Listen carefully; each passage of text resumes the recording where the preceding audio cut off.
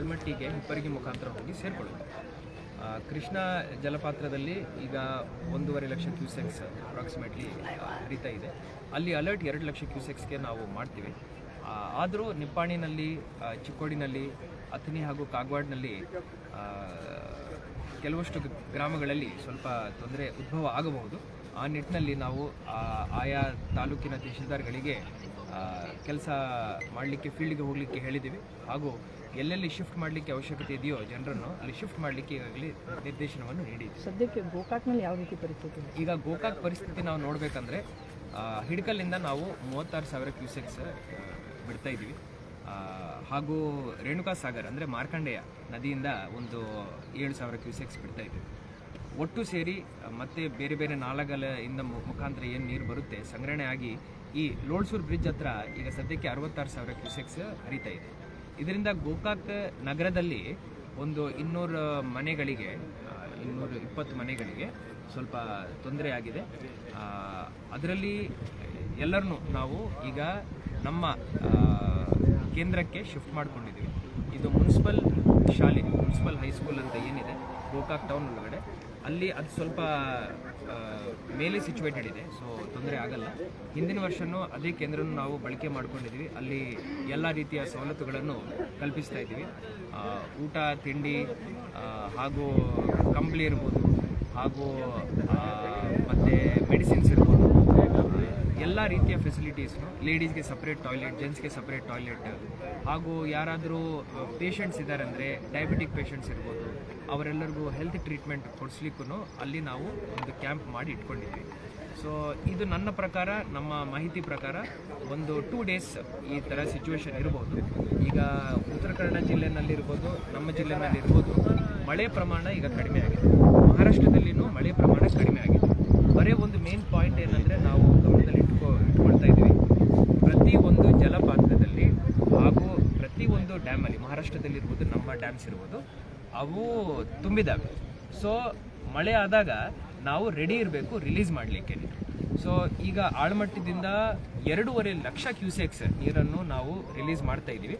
ಅದರಿಂದ ನಮ್ಮ ಜಿಲ್ಲೆಗೆ ಮೇಜರ್ ರಿಲೀಫ್ ಸಿಗುತ್ತೆ, ಬಾಗಲಕೋಟ್ಗೂ ರಿಲೀಫ್ ಸಿಗುತ್ತೆ. ತಳಮಟ್ಟದಲ್ಲಿ ನಾರಾಯಣಪುರ ಡ್ಯಾಮ್ಗೆ ಹೋಗಿ ನೀರೆಲ್ಲ ಸಂಗ್ರಹಣೆ ಆಗುತ್ತೆ. ಮೇಲೆಯಿಂದ ಕೊಯ್ನಾದಿಂದ ಅವರು ಸರಿಸುಮಾರು 93,000 ಕ್ಯೂಸೆಕ್ಸ್ ಬಿಡ್ತಾ ಇದ್ದಾರೆ.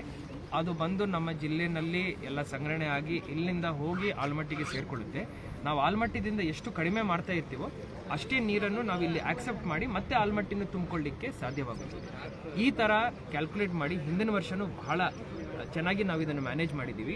ಈ ವರ್ಷವೂ ತಾವು ನೋಡ್ತಾ ಇರ್ಬೋದು, ಎಲ್ಲ ಮ್ಯಾನೇಜ್ಮೆಂಟ್ ಕೋಲ್ಹಾಪುರ, ಸಾಂಗ್ಲಿ ಕಲೆಕ್ಟರಿಂದ ನಾನಿರ್ಬೋದು, ಮತ್ತು ಬಾಗಲಕೋಟೆ ಡಿ ಸಿ ಅವರು ಇರ್ಬೋದು, ಬಿಜಾಪುರ ಡಿ ಸಿ ಇರ್ಬೋದು, ತಳಮಟ್ಟದಲ್ಲಿ ರಾಯಚೂರು ಡಿ ಸಿ ಅವರು ಇರ್ಬೋದು, ನಾವೆಲ್ಲರೂ ಕಂಟಿನ್ಯೂಸ್ಲಿ ಸಂಪರ್ಕದಲ್ಲಿದ್ವಿ.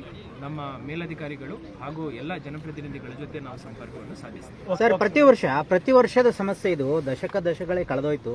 ಗೋಕಾಕ್ ಲೋಳ್ಸೂರು ಸೇತುವೆ ಇರ್ಬೋದು, ಚಿಕ್ಕೋಳಿ ಇರ್ಬೋದು, ಮತ್ತು ಶಿಂಗ್ಳಾಪುರ ಮೊದಲ ಮಳೆಗೇನೆ ಮುಳುಗಿ ಹೋಗ್ತವೆ. ಪ್ರತಿ ವರ್ಷವೂ ಸಮೀಕ್ಷೆ ಇದು ನಡೆಸೋದು, ಇದೆಲ್ಲ ಪರಿಹಾರ ಮಾಡೋದು ಆಯಿತು. ಜನ ಕೇಳುವಂಥ ಒಂದು ಶಾಶ್ವತ ಪರಿಹಾರ, ಸೇತುವೆಗಳ ಮಟ್ಟವನ್ನು ಎತ್ತರಿಸುವಂಥದ್ದು ಆಡಳಿತ ವ್ಯವಸ್ಥೆಯಿಂದ ಇದುವರೆಗೂ ಆಗಲೇನೇ ಇಲ್ಲ. ಯಾಕೆ ಆಗಲಿಲ್ಲ ಅಂತ ಗೊತ್ತಾಗ್ತಾ ಇದೆ. ಇದು ಹಿಂದಿನ ವರ್ಷ ಇದೇ ರೀತಿ ಎಲ್ಲೆಲ್ಲಿ ಪ್ರಾಬ್ಲಮ್ಯಾಟಿಕ್ ಸಿಚುವೇಶನ್ಸ್ ಇದ್ದಾವೆ ಅದರದ್ದು ಒಂದು ಪಟ್ಟಿ ರೆಡಿ ಮಾಡಿ ನಾವು ರೆವೆನ್ಯೂ ಡಿಪಾರ್ಟ್ಮೆಂಟ್, ಡಿಸಾಸ್ಟರ್ ಮ್ಯಾನೇಜ್ಮೆಂಟ್ ಸೆಲ್ಗೆ ನಾವು ಮುಟ್ಟಿಸಿದ್ದೀವಿ.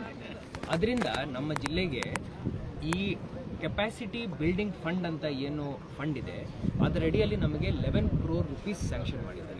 ಅದರಲ್ಲಿ ನಾವು 4 ಮೇಜರ್ ಬ್ರಿಡ್ಜಸ್ ಮಾಡ್ಕೊಳ್ತಾ ಇದ್ದೀವಿ.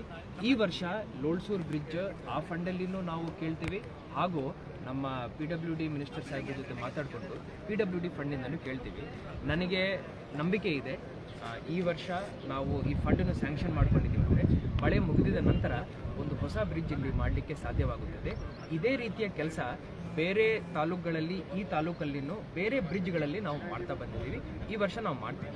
ಆಮೇಲೆ ಒಂದು 200 ಮನೆಗಳಿಗೆ ಸಂಕಷ್ಟ ಎದುರಾಗಿದೆ ಅಂತ ನೀವೇ ಹೇಳಿದ್ರಿ.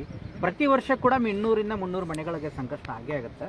ಅವರು ಮನೆಯನ್ನ ಕ್ಲೀನ್ ಮಾಡ್ಕೊಂಡು ಮತ್ತೆ ವಾಪಸ್ ಹೋಗ್ಬೋದು ನದಿ ನೀರು ಇಳಿದ ಮೇಲೆ. ಆದರೆ ಅವರು ಓದಿನ ದಾಖಲೆಗಳು, ಬ್ಯಾಂಕಿನ ದಾಖಲೆಗಳು ಎಲ್ಲವೂ ನಾಶ ಆಗ್ತವೆ ಅಂತೇಳಿ ಲಾಸ್ಟ್ ಇಯರ್ ನೀವು ಬಂದಾಗಲೇ ಅವರು ಅರಳು ತೋಡ್ಕೊಂಡಿದ್ರು. ಅದಕ್ಕೂ ಕೂಡ ಶಾಶ್ವತ ಪರಿಹಾರ ಬೇಕು ಅಂತ ಕೇಳಿದ್ರು.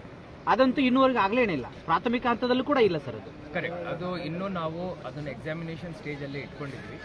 ಈ ವರ್ಷ ನಾನು ನಮ್ಮ ಮಾಧ್ಯಮದ ಸಮಿತ್ರರಿಗೆ ಭರವಸೆಯನ್ನು ನೀಡ್ತಾ ಇದ್ದೀನಿ. ನಾನು ತಹಶೀಲ್ದಾರ್ ಅವರು, ಸ್ಥಳೀಯ ಶಾಸಕರು ಹಾಗೂ ಜಿಲ್ಲೆಯ ಉಸ್ತುವಾರಿ ಮಂತ್ರಿಗಳು ನಾವೆಲ್ಲರೂ ಸೇರಿ ಈ ನಮ್ಮ ಮೀಟ್ ಮಾರ್ಕೆಟ್ ಅಂತ ಹೇಳ್ತೀವಿ, ಜೊತೆಯಲ್ಲಿ ಕುಂಬಾರ್ ಗಲ್ಲಿ ಅಂತ ಇಲ್ಲಿ ಏರಿಯಾಸ್ ಇದ್ದಾವೆ.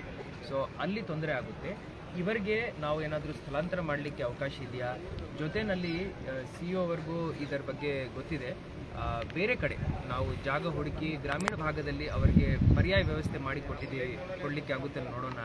ಜೊತೆಯಲ್ಲಿ ಎಲ್ಲ ಡಾಕ್ಯುಮೆಂಟ್ಸ್ಟು ಡಿಜಿಟಲೀಕರಣ ಮಾಡಲಿಕ್ಕೆ ಆಗುತ್ತೇನೋ ನೋಡೋಣ. ಸೊ ಯಾವುದಾದ್ರೂ ಡಾಕ್ಯುಮೆಂಟ್ ಇದೆ ಅಂದರೆ ಗೌರ್ಮೆಂಟ್ ಸೈಡಿಂದನೇ ನಾವು ಡಿಜಿಟಲೀಕರಣ ಮಾಡಿ ಕೊಟ್ಟಿದ್ದೀವಿ ಅಂದರೆ ಅವರಿಗೆ ಅದು ಸ್ವಲ್ಪ ಅನುಕೂಲ ಆಗ್ಬೋದು. ಈ ವರ್ಷ ನಾನು ನನ್ನ ಸಾಯಶಕ್ತಿ ಪ್ರಯಾಸ ಮಾಡ್ತೀನಿ. ಎಲ್ಲ ಜನಪ್ರತಿನಿಧಿಗಳು, ಎಲ್ಲ ಅಧಿಕಾರಿಗಳು ನನ್ನ ಜೊತೆ ಇದರಲ್ಲಿ ಇರ್ತಾರೆ. Okay, thank you.